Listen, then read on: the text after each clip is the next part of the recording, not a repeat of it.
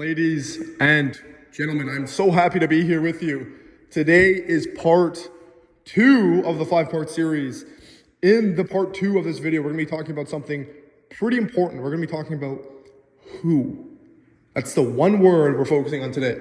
Part 2 is dedicated to who, right? You may ask, what does that mean? What does who mean? What does who mean? That makes no sense, right? In this video, we're going to be talking about, we're going to be talking about your market. So your market has everything to do with who, right? Businesses are built off of who. Businesses aren't built off of how or what. Businesses are built off of who. People do business with people. People don't do businesses with businesses. This term of, oh, I'm in B2B, right? Oh, I'm in business to enterprise. It doesn't make sense. All business is just a bunch of collective who's. This person talks to this person, this person talks to this person, this person talks to this person. This person sells this person on an idea, on a vision, on a dream that person buys into, and all that is who, right? So if you can master the who, you can master business. This is arguably the most important section of business. This video, if you nail this down, and if you take everything I say in this video literally, right? This video is gonna be the highest ROI video that you're gonna watch in this series. So who's this video for? This video, once again, is for PT studio owners who are making maybe 10 to 15K a month, who want to make upwards of 50K a month every single month with upwards of 60 to 70% margins. Escape that trading time for money fallacy and actually make some freaking money, because this is a business. You are not a self-employed employee, right? So let's jump into it. So with business, we first have to think about who. I know I gave a little bit of a background on who, but let's kind of jump into this a little bit more. So what a lot of people do in business is they don't think about who first. They first think about what or how, right? They think, what do I offer, right? What do I offer? Or how do I even offer it? How do I sell it? How do I get eyeballs? Facebook ads, TikTok. I want to do this YouTube video series. I want to do this SEO. I want to do this Google ads, right? I'm sorry, but that's just a big fallacy. Focusing on how, I'm not saying it's not important, but it's the third step in the equation. We start with who, we then go to what, and then we then go to how, right? And the order of importance follows the same. Who first, what second, how third. Order of importance. So it goes like this. Market, right? Offer, and then sales tactics per se. So like marketing, and then marketing. I'm gonna move out of the way for you to see this. So that's the order of importance. Your market, your offer, and then your sales tactics and marketing. So what does this mean now? Okay, that makes sense, Ashton. We need to focus on who first before we can even focus on what we're offering or how we're gonna offer it. So how do we make sure that this is nailed down, right? Like I said before, what a lot of people do, and this is just my observation. Who am I? I probably talked to on average about 4 to 5 owners every single day, 4 to 5 PT studio owners every single day. And what I find is people are focused on the certain tactics to use. So Facebook ads, right? All this TikTok bullshit. Oh, and then recently, AI. How do I use AI to fast track my way to 100K a month, right? How do I do all this shiny object stuff that's located in how? How do I get better video, gear? How do I get a better landing page, right? All this stuff matters. It definitely has a place, but the shiny object stuff is not foundational. And the foundational stuff, the who and the what, that foundational stuff is often not very shiny. It's not fun. It's kind of boring. Most people are like, how? This is all fun tactics. This is like cool, fun stuff. Facebook, TikTok, AI, video gear. This is all stuff that is fun, cool tactics, right? That's flashy. No one wants to do boring foundational work like the who and the what, like your market and your offer, right? This is my idea. If you focus on the foundation, right, the pyramid just forms itself. The rest of the pyramid forms itself. So let's jump into the foundation. That's a little background. That's like obviously kind of prefacing why you need to focus on market. But what is market? What does that mean? So market is who you are targeting. It's pretty simple. Who you are targeting. Like I said, with who. So if you don't know who you're targeting, then you can't do the other two, right? Your market is the amount of people who are immediately available to purchase your solution at any given point, right? So I want you to envision this. I'm gonna draw a big circle right here, right? This is your market. Let's say you're in fitness. This market is roughly, let's say, 30 something billion. Let's just say 30 billion, right? 30 bill. I'm gonna put a B there. 30 bill. That's your market. These are the people who you target when you offer fitness, right? So I'm gonna draw myself as a fitness coach. And this is me. I'm saying, hey, I wanna get clients, right? And my market is fitness. So I wanna get into business. I choose to help someone. I help people in fitness. So market, right?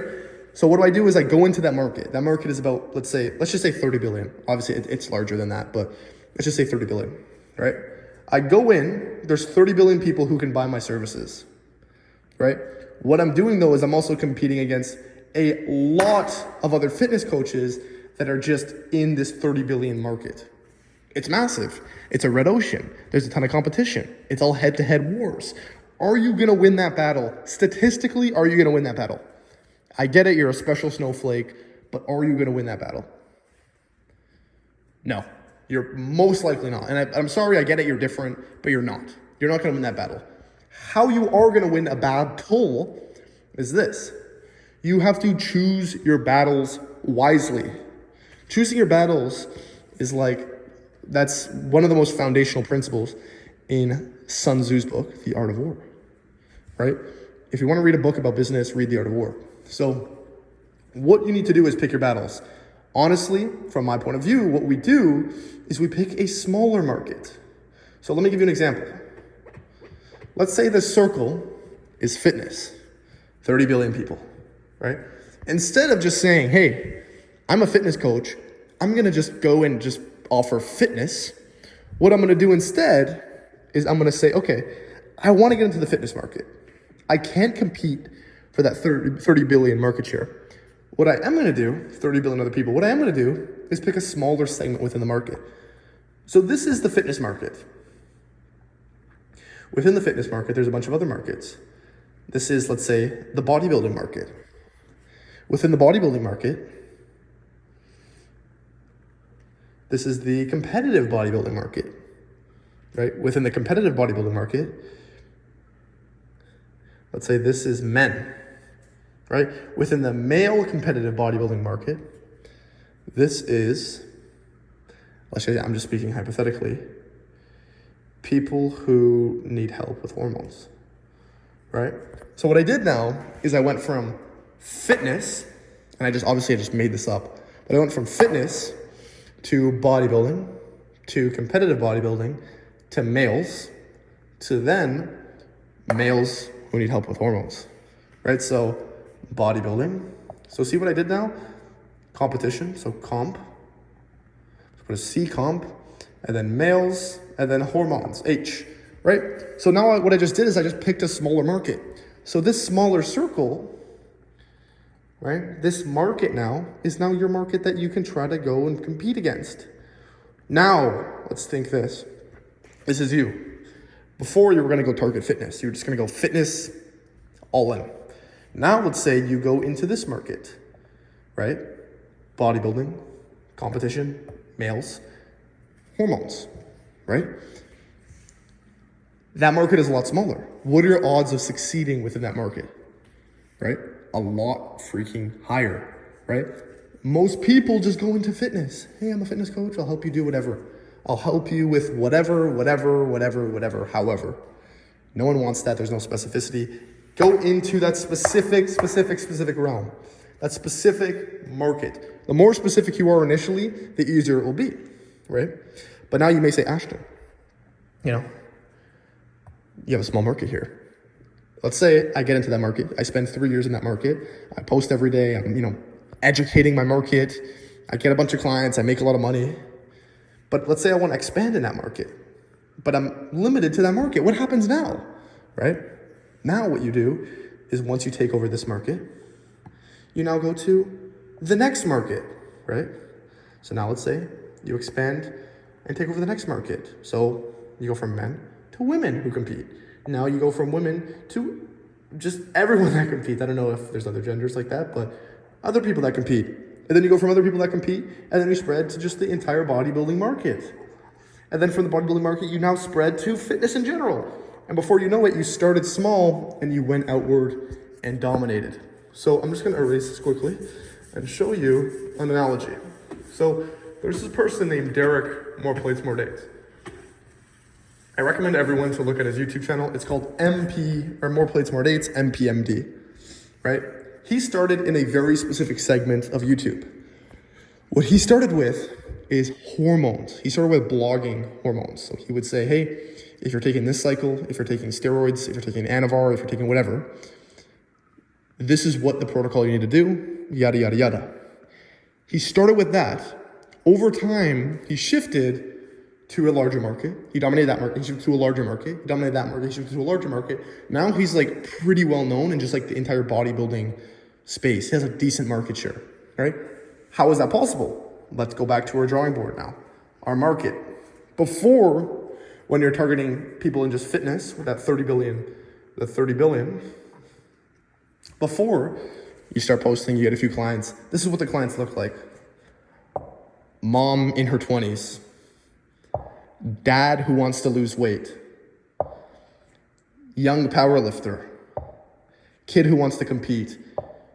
Random people all over. It's like a freaking cookie. All over, sporadic, random, right? You can make progress, but it's like not collective. It's kind of all over. You're not really targeting anyone really. But with the strategy that I just outlined for you, what you're doing is you're saying, okay, I'm gonna help a very specific group of people, moms who are 20 years old, who wanna, lose weight with keto. Specific market, specific who, and I'm going like this. And I'm slowly just eventually building up that one market first, instead of going cookie all over the place. Cookie all over the place. You're not gonna get any progress with that. So I want you to imagine that this is a dartboard. Okay, let's say this is a dartboard, right? Your goal is to fill up the entire board, right? That's your goal. You're better off starting small, starting with a corner, working out from that corner. That's what we're trying to do. So start small. The smaller you start, the better. The more specific you start, the better. I would do a little bit of research and see kind of where you're at. If you're in fitness in general, it's one of the biggest markets kind of ever. So you have so much space to play. So get super specific. And what you're going to do is you're just going to open up a blue ocean that no one else is competing in. So people think fitness is saturated. Yes, fitness is saturated. That 30 billion, let's say hypothetically, is saturated. That is saturated, yes. But if you get specific, oh no, you are sitting in a gold mine. There are so many hidden gold mines in the fitness market that are just waiting to be untapped. just waiting with no one in them because everyone's doing cookie. Everyone's a cookie. Everyone's a cookie. Everyone's a cookie. So if you're a personal training studio, if you're someone that offers fitness, I want you to think if there's someone who you can help that's very specific. Who can I help? That's specific. Who, right? Get specific with who they are, where they live, what they do, why they do it, and build a profile off of that and try to build your offering around that. This is the first part. We're only talking about market in this video. Next video, we're gonna be talking about offer. But I hope this video kind of gives you a basic understanding of your market, right? If you can nail this and get this down, the other two will just fall into place. So if you enjoyed the video, don't be a cookie, be specific, and go take that blue ocean for yourself. Thank you for watching.